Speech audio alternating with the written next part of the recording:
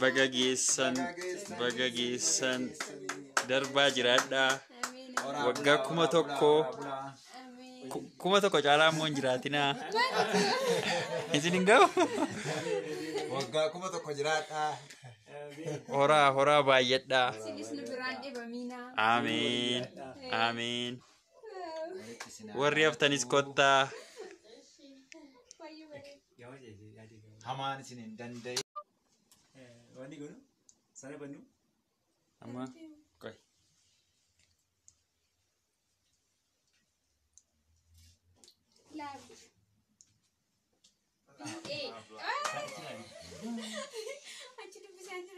asirra waan baay'ee jira ayyuun jirtii beekoon jira libbiin jira waggaa tokkoffaa kan ta'e kunootii lebbitti qoyya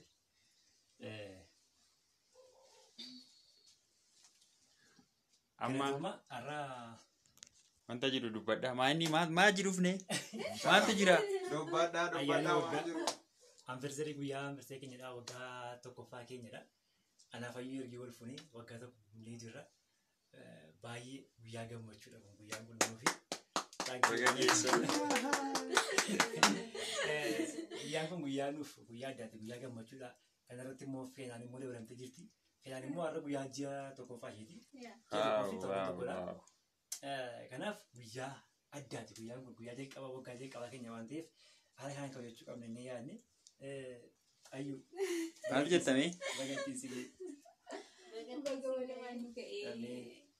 amma akkuma jirtanitti waan dubbatti qabdagaatti yoo yaada qabaatte waaqayyoon haa galatu isa ittiin dhibamiin ittiin rakkatiin waggaa tokko keenya waliin turtii goon irratti turtii amma waggaa tokko jedhama malee ani torbee kanatti fakkaachaa jiru yeroo gaarii dabarsaa turre baay'ee natti tole yeroo ajaa'ibaa ture waaqayyoon haa galatu itti daa'ima yeroo itti arganne ture ittuma yeroo waan baay'ee dhagaa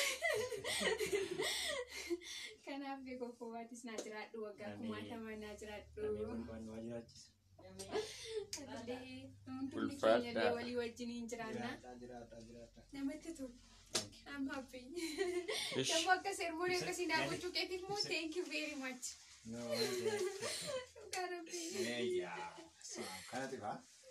amma gaa kaatama tartiibaan itti fufaa keekii nu muraa eshi yaa waggaa tokko keenya laachisuudhaan keekiin hojjetamee jira eshi lama taatanii ma murtuu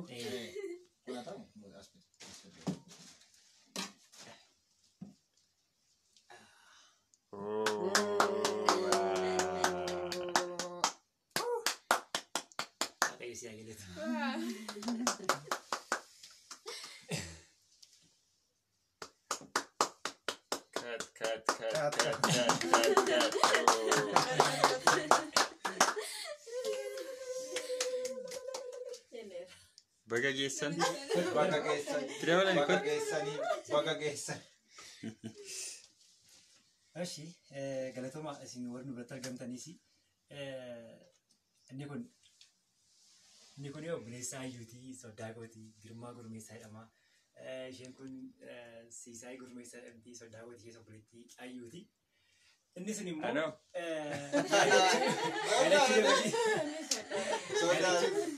obboleessa ayyuuti warri na beenne obboleessa ayyuuti isheen kuniin aan jedhu ayyuuba baay'ee si yaadadha jireenyan argee hin beekne yookaan immoo yaadee hin beekne akkan arguuf akkan jiraadhu na gootee jirta baay'ee jireenyi koo jijjiirameera guutummaa guutuutti si argachuu kootti baay'ee man gammada keessattuu immoo haadha manaa koo ta'uu kee haadha manaa koo qofa osoo hin taane daa'imummaa kootti haadha malee guddadhe bakka haadhaallee buutee akka haadhaatti na kunuunsita akka haadha manaatti haadha manaa caalmaatti daa'ima haalaatti jirta baay'ee si jaalladha baay'ee si dinqisiifadha dhugaa waaqayyooti ati beektuudha yeroo naarutti na tasgabbeessita yeroo hundumaatti cina dhaabbattee keetiin haadha manaa koo ta'uu keetiif baay'ee waaqayyoon galateeffadha naaf jiraadhu baay'ee si jaalladha ishii.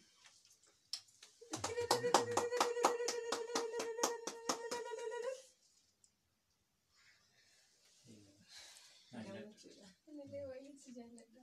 Galatoo. Waggaa kumaatu na jiraadhu. Ameen. Eshi. Waayini. Kotii nu buqqisii. Kotii. Buqqisii. Imbaanee. Buqqisee.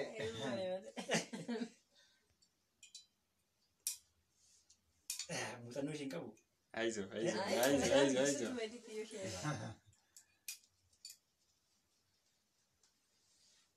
Ayyo.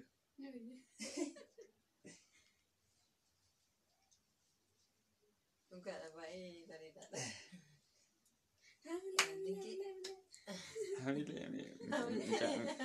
Inni dhugaa. Gaafa arginu eekka godhula.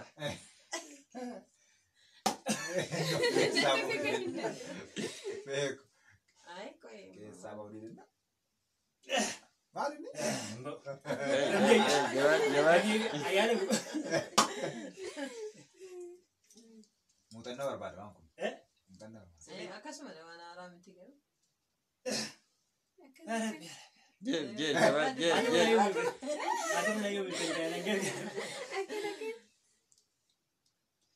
Ba'aa jira. Jeel. Ba'aa jira. Aizo. Bisa kita ya kalau bangku. Keessa akka kan hin buune.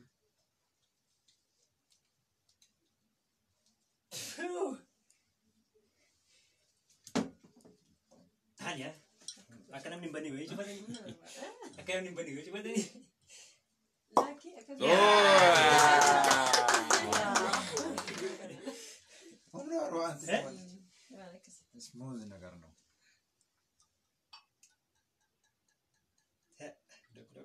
Cek. Mahal. Style lah. Astaghfirullah.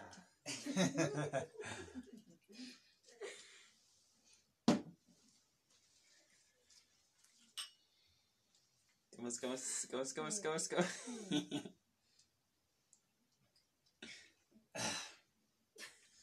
Warri gara Nama ces. Aku kan di peluk kau boleh kawan ya sih.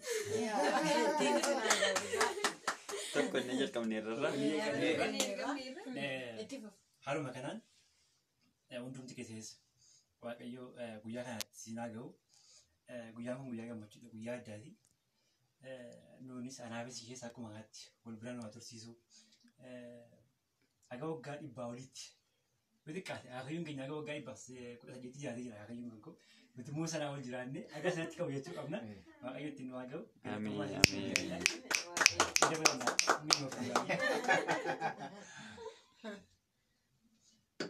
Ulfaadhaa. Thank you. Horaa. Kuch.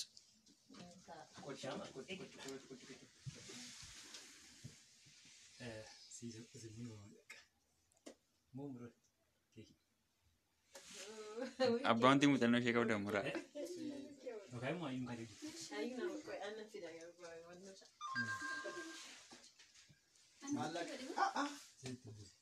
Baik. Ayun tu. Kau apa tu? Aduh nanti jalan jadi.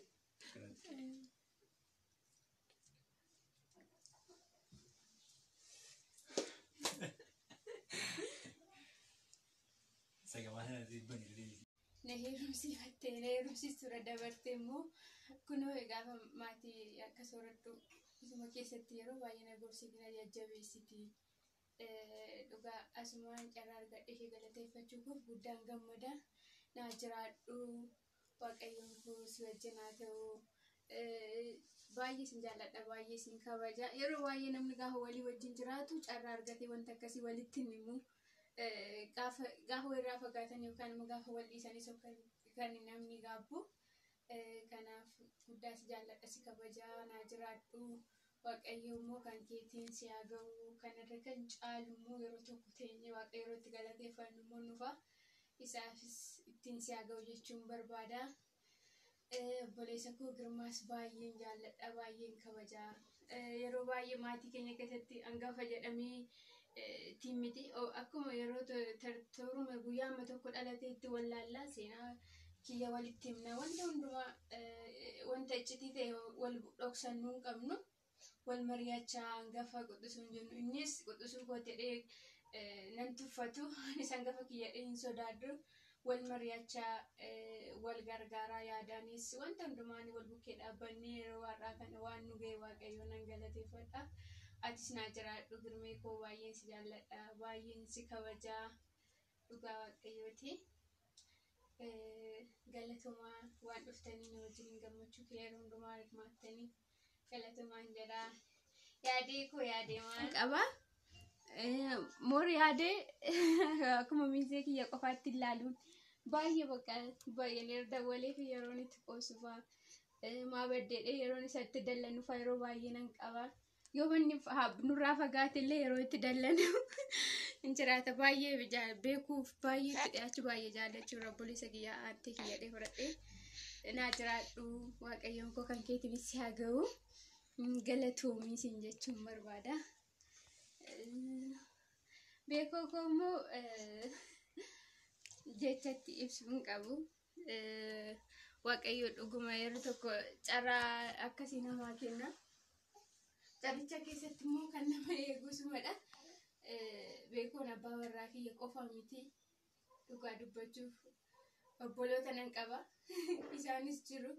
Obboloota koorrayyuu caalsisee dhugaa waan hundumaa kiyya bakka akka hiriyaatti akka haadha manaattis nuti wallaalee naanis akka abbaa warraa kiyyatti laalee nuti hin jirin wanta hundumaa koo bakka eddiin beekoo wajjin jireenya jalqabeeti mi'aa jireenyaan naa galee bakka jiraachuun lakkaa faayidaa qaba anjara dur garuu kun sammuu kiyya keessa jiru ture. Eddiin beekoo argee akkamitti akkuma jireenya nama wajjin sooshaal laayifii jiraatan illee nan baree dur qophaa ba'anii qophaa galuumtu nama fayyadadhee yaada ture nama wajjin walitti bu'uu sodaarraan kan ka'e garuu beekoo wajjin ija jabaatanii nama wajjin jiraachuun baree bakka wanta hundumaa maal jedhinni isaa dhugaa kanaaf beekoo koonaa jiraadhu galatoomii waggaa baay'ee naaf jiraadhu wal biraan dhabamsiisuu waaqayyoo isaaf immoo gaa Waaqittaa gootu. Sarii koo waggaa baay'een wajjin jiraadhu gaafa guddatti viidiyoo kana ilaaltu immoo bakkaan sitti himna wanta hundumaa kanarraas waan baay'ee bartan. Eshi galatoomii ayyuudhaaf kennaa xiqqoo tokko qopheessisan jira. Kennaa sana ergi shemmadde godhe gara sirna iraatii nyaachuutti gara baatii nyaachuutti dabarraa jechuudha. Kennaa yeesiifidha. Mucaa harkaa fuudhu. Zorzor godhe ishee itti adeemte siitees duba keessa sochooti malee.